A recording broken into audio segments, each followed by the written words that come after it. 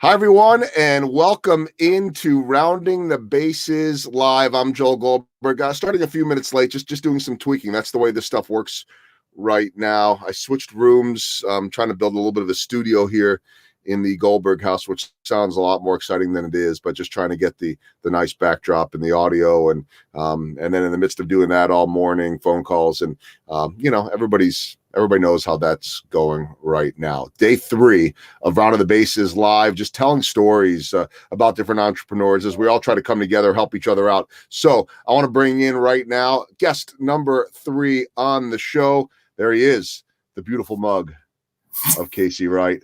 Hello. Casey, what's up? The president of chief of staff.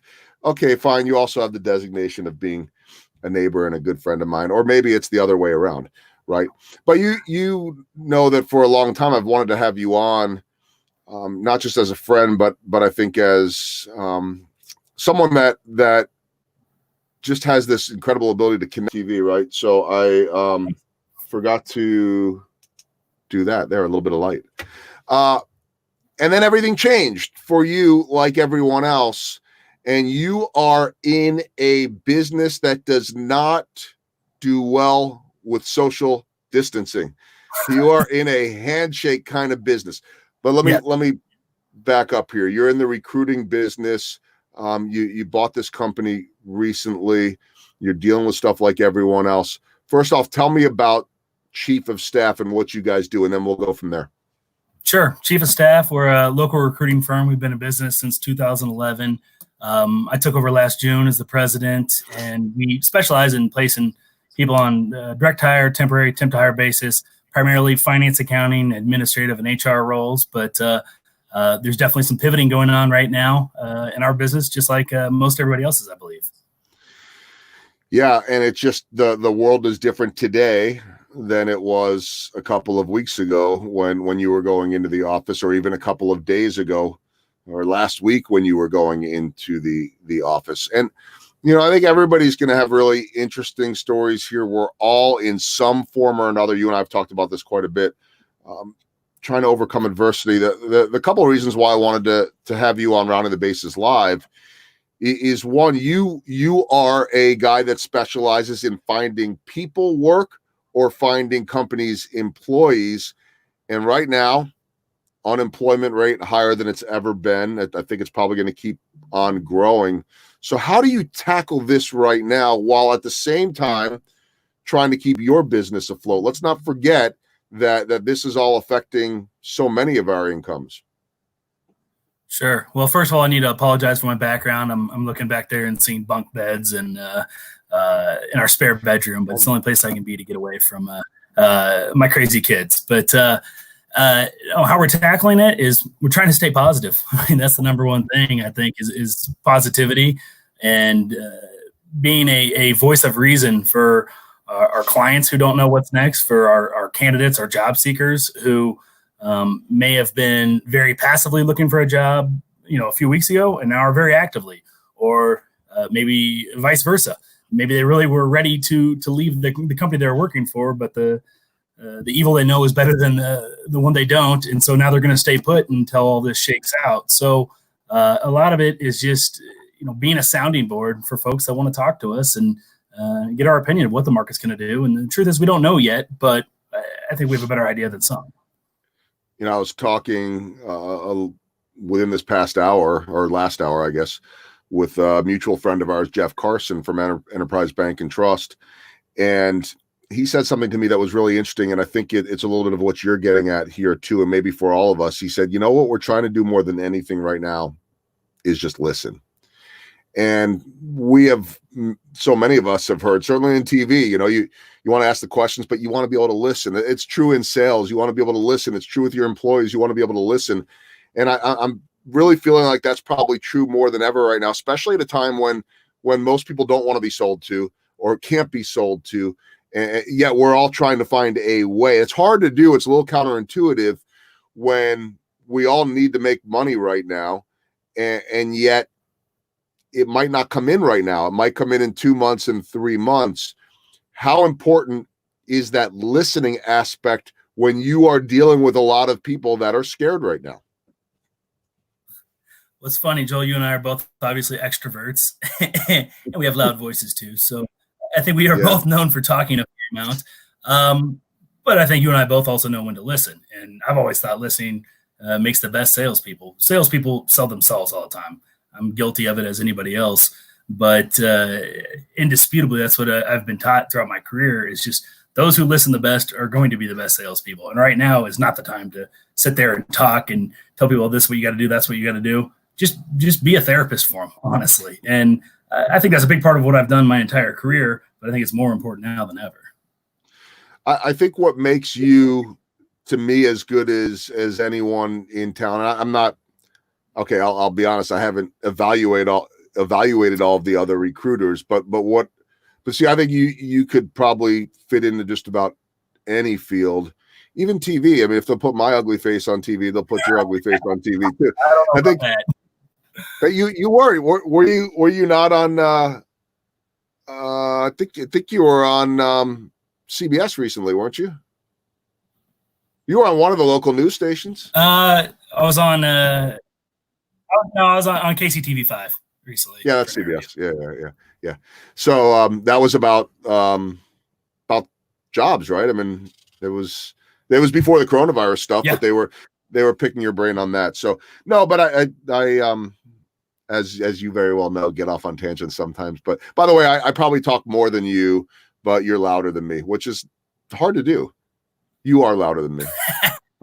I guarantee you that hey, for anybody that we know that is watching right now, you could pop in on the comments or just text us and then let us know who's louder or not.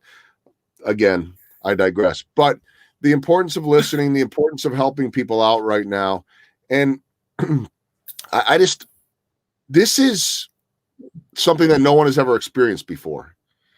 Yet I wonder when I sit there and I think about the skills that you have, how much those listening skills, how much those people skills right now will help pull you and chief of staff through, because this really, to me right now, is all about taking care of people. Sure. I mean, we consider ourselves Kansas City's talent scouts. You know, we've used that in our branding and our marketing for quite a while now. And basically we connect people. So we get paid for placing people in jobs. That's what our business is. But we're good at connecting people at all sorts of different stuff, whether it's introduction to a banker, whether it's, right now we've partnered up with a company that does janitorial services that is in huge demand because they need to go out and disinfect, facilities that potentially have been exposed to the coronavirus.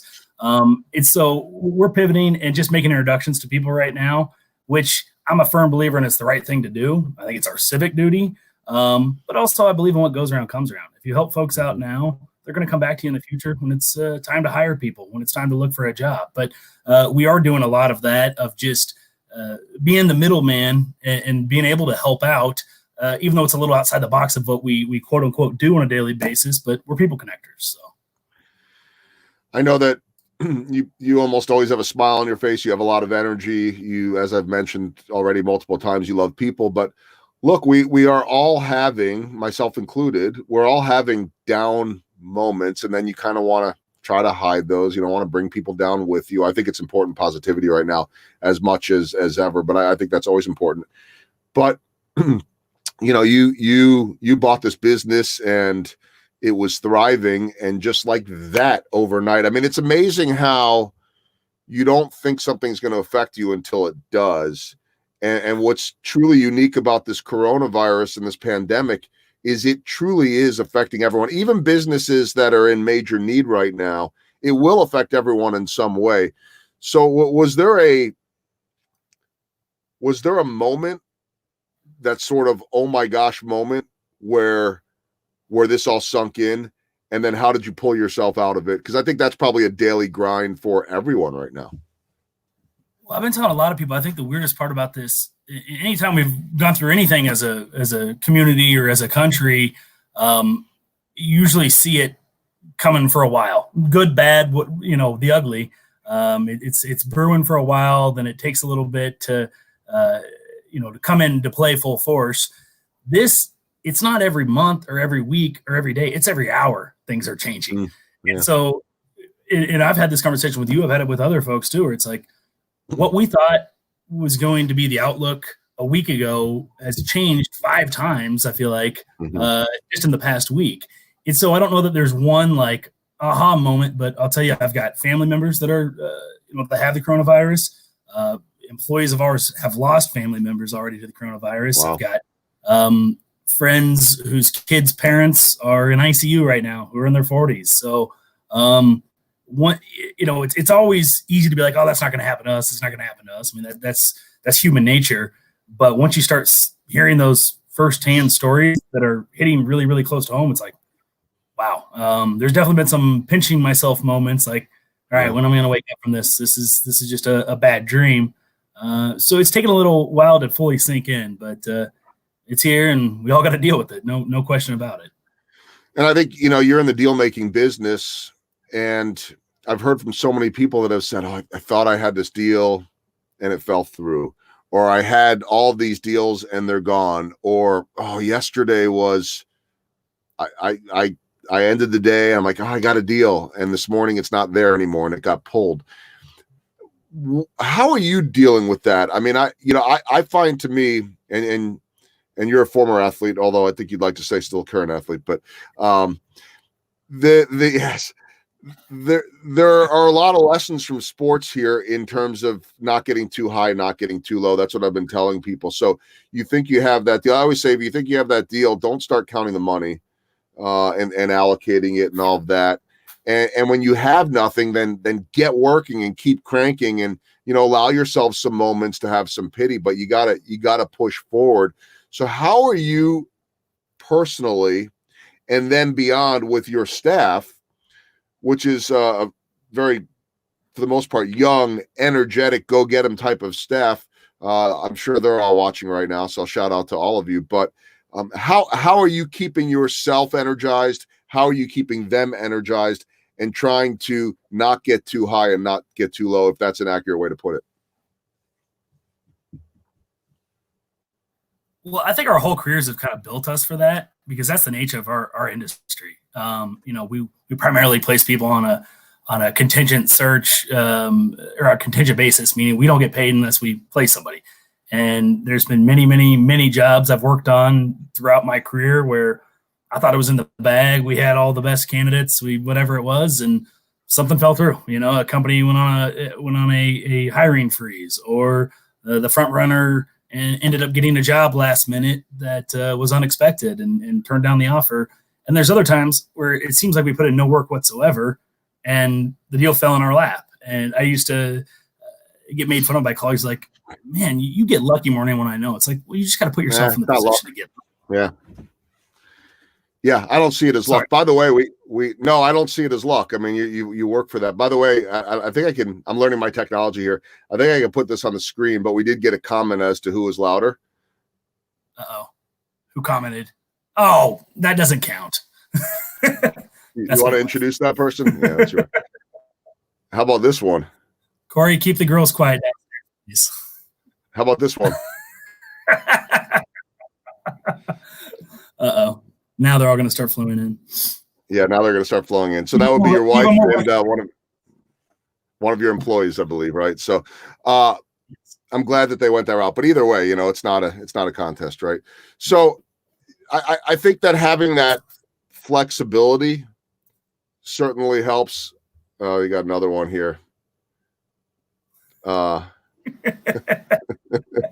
glad I told you all of your employees would be watching. So, but you talk about all of your life experiences and being ready as much as someone can be for something like this. What do the pivots look like for you guys right now? Because I know that so much of your business is handshake. So much of your business is face-to-face. So much of your business is networking, happy hours. And we are all starting to do that type of stuff on Zoom. But as I've heard you say many times, it's not the same. But if you don't have a choice, then that's what's there. So what is the pivot looking like for you?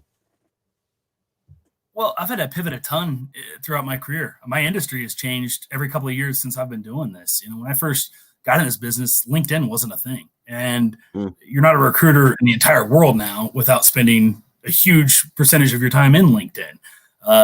Career Builder and Monster and other job boards like that were supposed to put the recruiting industry out of business years ago. And no, the recruiters just took advantage of those and used it in their favor. So I'm used to pivoting. I've pivoted a ton of times throughout my career. I've been a finance and accounting focused recruiter in Kansas City for 14 years now, and I've worked for multiple firms.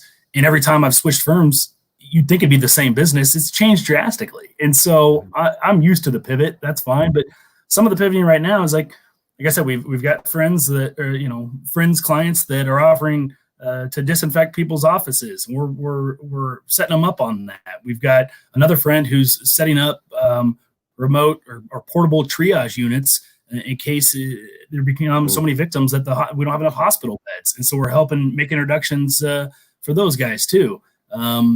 We've got clients that have defense contracts that are last 10 plus years for fighter jets.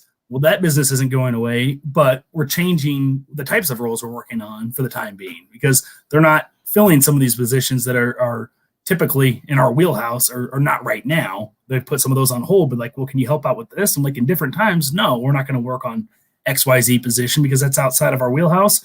The times have changed and we're actually getting a lot of traction on them. So, well, what's interesting to me too is that you are in a long play type of business. I mean, there are those that are in the sell today, but what is generally the time frame of placing someone or take me through, at least before all this happened, what was the time frame from point of contact to getting someone a job or finding a company, placing someone with a company? It's not an overnight thing. No, I mean, there's about 5 or 10 questions that I've been asked on nearly a daily basis since I've been in this business, and that's one of them. And the answer I usually give people is, if a recruiter tells you an exact time frame for how long a job search is going to take, leave the room because they're lying to you. The truth is, you have no idea. There are times I've met people that are right in my wheelhouse, right in my specialty, great personality, great pedigree, whatever. I'm like, oh, I'm going to have 10 job offers for them within a week. Nothing comes up for a year. I mean, it's just the way the market is. There's other times where I meet somebody and like, I love them, but they're just a little outside the box of what I specialize in. I get a random call an hour later, have them out at the company that afternoon and have an offer that day. So I've literally placed people the day I've met them. I've placed people 15 years and more after meeting them, and everything in between. So it really is dictated by the market. I say I place finance and accounting professionals. I've placed $500,000 a year CFOs, and I've placed the entry-level accounting clerks that clean up the mess that they've inherited a lot of times and everything in between. But it comes and goes in waves. We'll have a bunch of one type of position for X amount of weeks or months, and then those might go dry for 6 months or 9 months or whatever. So it's hard to say, but it is. I am finding the opportunity to meet more people, meet them virtually now than if I was going to a lunch or a coffee or a happy hour. It's just it's easier timing wise. So I'm meeting a lot of people in these past few days that I wouldn't have had the opportunity to meet without this going on. Yeah, and we're all learning how to be better at Zoom and things like that, and microphones and earbuds, all the type of things that you never did. I mean, give me, just for curiosity for people to know. I mean, on average, how many, include coffees, a happy hour, lunch, how many meetings a day on a Monday through Friday would you typically be taking before all this in person? Probably 5 to 10. It just depends. Yeah. I mean, but there's happy hours that I'll go to that's literally 50, 60 people sometimes. And I'm shaking every single hand and meeting them and following up with them the next day. So a lot over the course of a month or a year. Yeah. So, I mean, you're talking about potentially 50 meetings a week, 100 people, something close to that. Yeah, sure. 100 people a week. And so now that all has to be like this, minus, a neighborhood social distancing happy hour in a Goldberg or a Wright driveway. But are you finding that it is still easy to connect with people? I'm not talking about technologically. We can sit here and do this, but are you able to build trust, build a connection as effectively, or is that still a work in progress for you personally? It's a work in progress, I'd say. Honestly, what would they say? You have to meet somebody 7 times or have 7 interactions with them before they really remember who you are and what you do. I mean, I think that's very true. There's a lot of times I'll meet somebody, one person, and we click, but that's kind of it. And then we run into each other another time, and then we find out we both have a mutual friend and have a beer together. And then by that 4th or 5th time, it's really starting to seal the deal. You can't really do that this way as effectively, but there are people that I have met in this kind of a setting over the last few days that I've encountered, just out and about over the past few years. And then we see each other on the computer and it's like, oh yeah, I know that guy. I know that gal. and so then this is the sealing of the deal because we're all in a same virtual room together, and which basically means that whoever else is in that room is to a certain extent vouching for the other people in there. Yeah, it's just turned into like a extended Brady Bunch type of meeting. At least it looks like it, right? And so suddenly you got like 16 squares up there, and so people are learning how to deal with all that. You we'll wrap it up here in a few minutes, but you mentioned that not the last question, but when I was asking a couple questions ago, you said that's one of 10 questions that I'm asked on a regular basis. You don't need to rattle off the other 8 or 9, but what are some of the other top questions that people are asking you right now?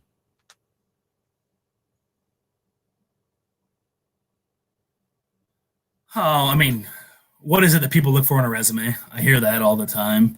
That's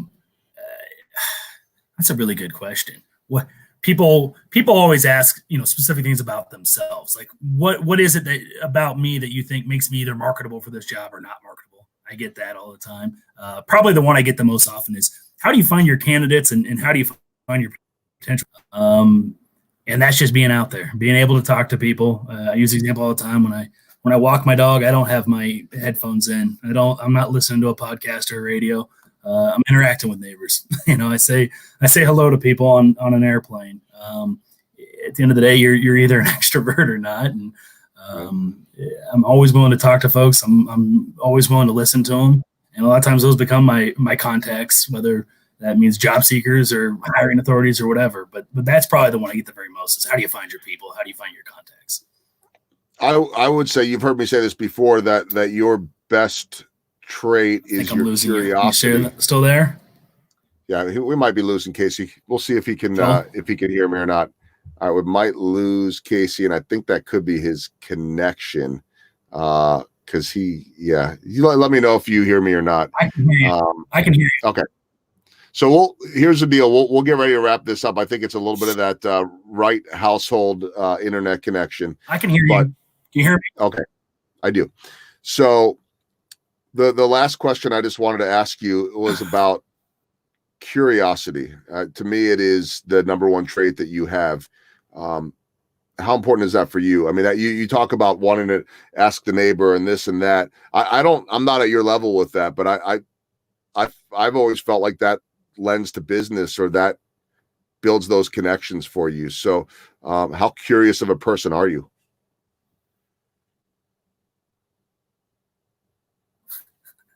If you ask my wife, she would laugh. She makes fun of me for it all the time. She will be on a road trip, and I'm just inquisitive by nature. I'm every town we drive into, I'm curious about the population. I'm curious about the industry. Curious about the infrastructure. I'm curious about the history of how that town, that city was founded. She's like, shut up already. That's just in my nature. I don't know. My favorite part of my job probably is learning about people's backgrounds and also learning about companies and what they do. I've always said Kansas City has tons and tons of great companies that fly under the radar because they're not a huge company. It's not a consumer product or whatever. And that's one of my favorite things is going out there and be like, what the heck is it that you guys do? Give me your history. I don't know. That's how God made me, I guess. But yes, I'm naturally an inquisitive person. All right. I'm going to try to get one more question in. And if we lose you, we Still lose hear me, you. Joel? But I do. So we may, he's not hearing hearing me, and I think that's probably the issue, which is okay. We'll roll through this stuff. That's part of what everybody's going through. I've got one last question for you, and I would ask all of your employees that are watching if they want to comment, if they believe that they are better at darts than their boss, Casey Wright. You guys can comment before we get out of here. We'll see how honest they want to be about that. But my last question for you, yeah. So you know what's happened here with your internet feed is this has turned into like when someone on CNN is interviewing one of their correspondents overseas, and there's that delay. So that's all this is. You're right down the street from me, but we have that international overseas delay. So if I say something funny, he's going to laugh like 10 seconds later, and that's just the world we're in right now. That's okay. My last question for you is, and it's a general one, but for people out there that are, freaking out about jobs or what do I do? And I'm not saying you're the one that's going to be able to necessarily place them. It could be any level of job, but what's your advice just in general for people right now that are panicked because so many people are? We're all in this together. And I think any kind of tragedy or major event like this brings people together. It is one of the interesting things. I mean, you joked earlier about having our social distancing neighborhood driveway parties.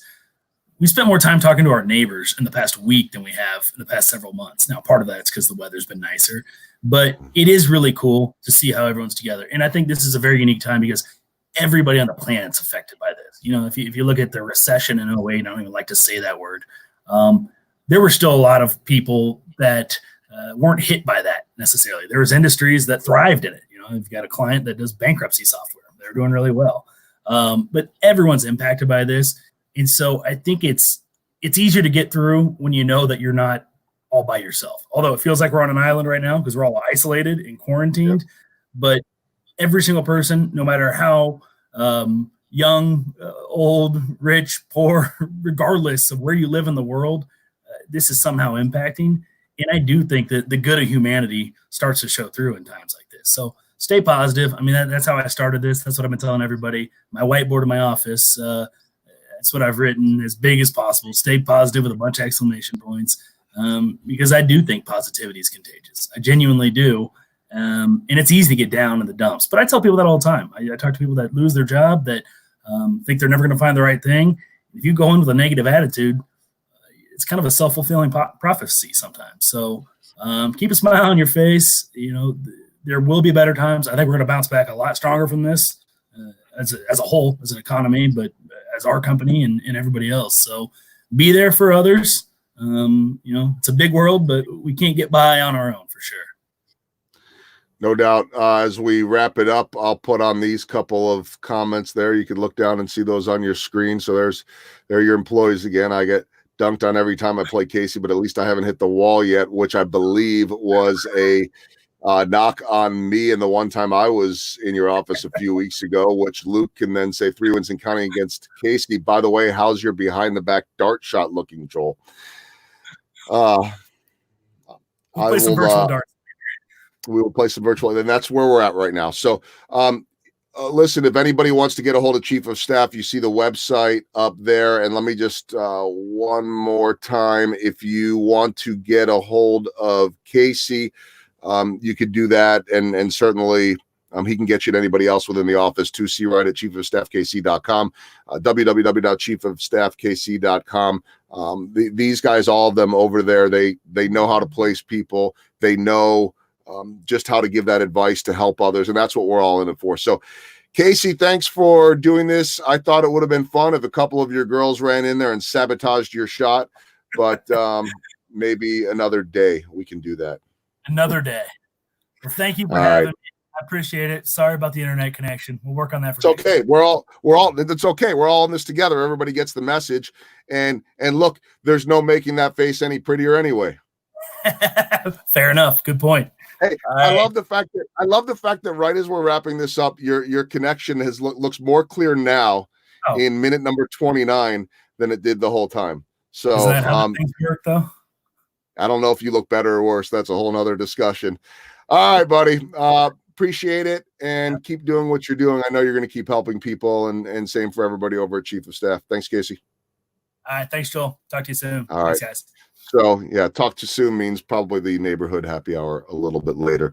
Listen, I want to have all kinds of people on here, and I'm really looking for multiple types of guests. I'm looking for entrepreneurs that could use a little bit of publicity on here and be able to share their message and how they're grinding through, how they built what they did, and what they're going through in terms of adversity right now. I think we could all learn from each other. That's what I'm trying to do here. I also want some experts on, some guests that can share advice with others.